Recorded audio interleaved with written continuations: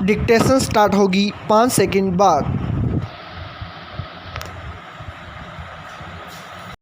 Yes, कई राज्यों में लॉकडाउन शिथिल होने का सिलसिला कायम होना एक शुभ संकेत है, क्योंकि आर्थिक व्यापारिक गतिविधियां शुरू होने से ही जीविका के साधनों को बल मिलेगा। चूँकि बीते 40-50 दिनों में लॉकडाउन के चलते अर्थव्यवस्था ठप सी रही है, इसलिए कोशिश इस बात की होनी चाहिए कि इस दौरान जो आर्थिक नुकसान हुआ उसकी जल्द से जल्द भरपाई हो। बेहतर होगा कि राज्य सरकारें इस पर गौर करें कि लॉकडाउन में छूट के साथ जो शर्तें लगाई गई हैं वे आर्थिक व्यापारिक गतिविधियों की रफ्तार देने में बाधक न बने। इसी के साथ आम जनता की भी यह जिम्मेदारी है कि वह सतर्कता का परिचय दे। यह ध्यान रखा जाना चाहिए कि कोरोना संक्रमण को काबू में रखना आम लोगों के बलबूते ही संभव है।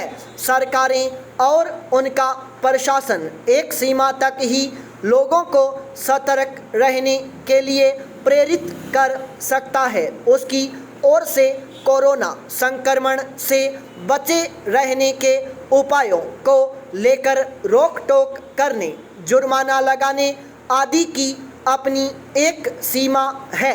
यदि लोग स्वेच्छा से इन उपायों का पालन नहीं करते तो हालात हाथ से फिर फिसल सकते हैं। इसकी अनदेखी नहीं की जा सकती कि संक्रमण की दूसरी लहर ने इसीलिए प्रचंड रूप धारण किया क्योंकि लोगों ने ऐसे व्यवहार करना शुरू कर दिया था जैसे कोरोना पर विजय पाली गई हो। कम से कम अब तो वैसी भूल नहीं की जानी चाहिए। यह ठीक नहीं कि लॉकडाउन में रियायत पर अमल के पहले ही सार्वजनिक स्थलों पर लोगों की लापरवाही देखने को मिलने लगी है। मास्क का सही तरह से इस्तेमाल न करने वालों की गिनती करना मुश्किल है। तमाम लोग ऐसे दिखते हैं जो मास्क लगाए तो होते हैं लेकिन ढंग से नहीं। कम से कम अब तो लोगों को यह बुनियादी बात समझ आ ही जानी चाहिए कि मास्क को नाक के नीचे रखने या ठुड्डी पर अटकाने का कोई मतलब नहीं है। इसी तरह यह भी स्वीकार्य नहीं कि सार्वजनिक स्थलों पर शारीरिक दूरी के पालन की अनदेखी हो। मास्क का सही इस्तेमाल और सार्वजनिक स्थलों पर शारीरिक दूरी का परिचय तो प्राथमिकता के आधार पर देना चाहिए। सच तो यह है कि इस मामले में हर कोई दूसरों के लिए उदाहरण बनना चाहिए। आम नागरिकों को चाहिए कि वे ऐसे लोगों को रोकें टोकें जो मास्क सही तरह नहीं पहनते या फिर शारीरिक दूरी का पालन करने में कोताही बरतते हैं।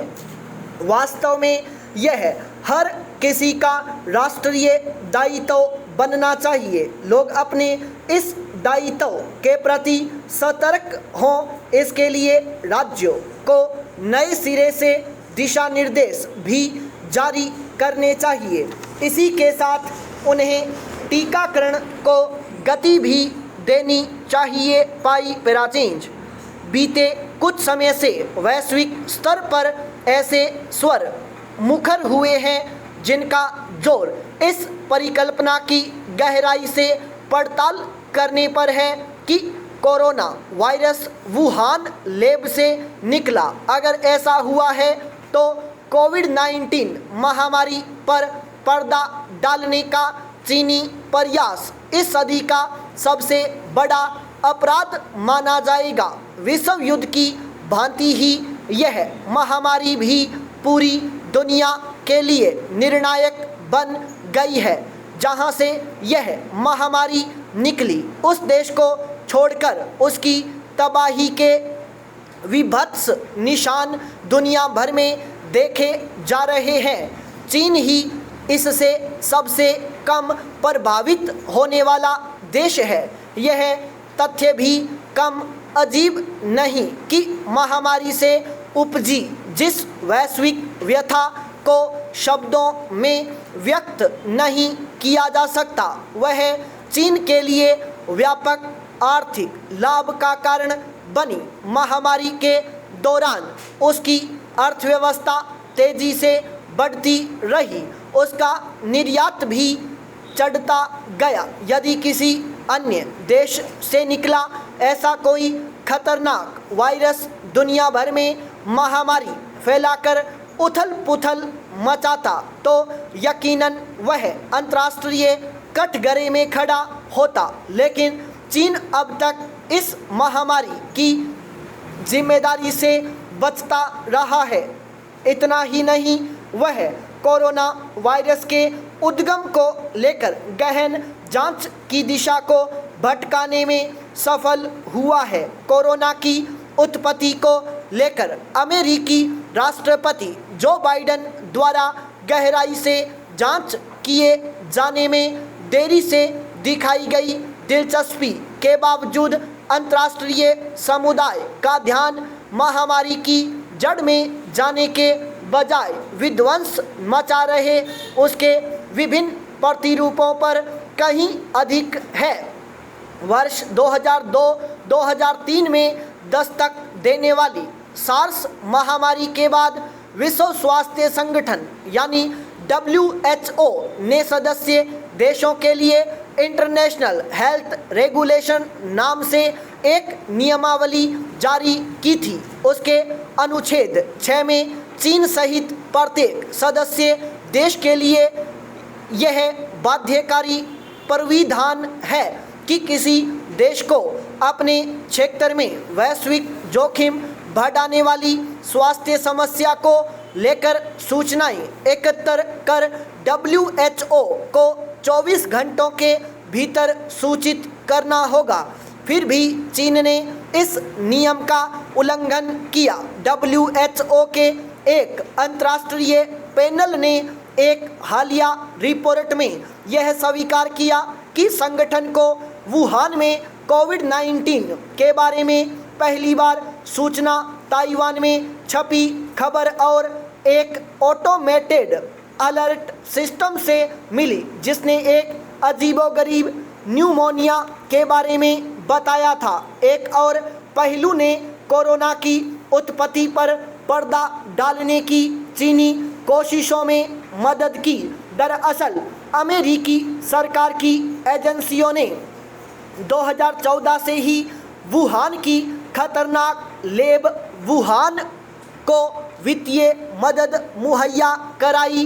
बाइडेन ने अपना कार्यकाल संभालते ही WHO के साथ अमेरिका की टूटी कड़ी जोड़कर अपने पूर्ववर्ती ट्रंप द्वारा इस संस्था में सुधार के लिए बनाए गए दबाव को व्यर्थ कर दिया। बाइडेन ने 26 जनवरी को एक नोटिस पर हस्ताक्षर किए जिसमें महामारी के उद्गम को लेकर किसी भौगोलिक पहचान को नस्ली बताने का प्राविधान था। यानी बाइडेन ने चीन को वायरस का स्रोत न मानने को अमेरिका की आधिकारिक नीति बना दिया। हालांकि वायरस के विभिन्न प्रतिरूपों के भौगोलिक उद्भव के उल्लेख से परहेज नहीं किया जा रहा।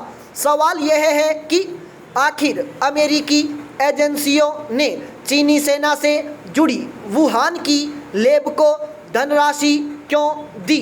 इस पर 15 जनवरी को अमेरिकी विदेश विभाग की फैक्ट शीट में कहा गया है, अमेरिका को यकीन है कि वुहान लैब ने गुप्त परियोजनाओं पर चीनी सेना के साथ मिलकर काम किया है। ऐसे में नागरिक शोधों पर सहयोग एवं वित्तीय मदद देने वाले देशों का दायित्व है कि वे यह तय करें कि क्या उनके शोध के निष्कर्ष को गुप्त चीनी सैन्य परियोजनाओं को भी भेजा गया। स्टॉप।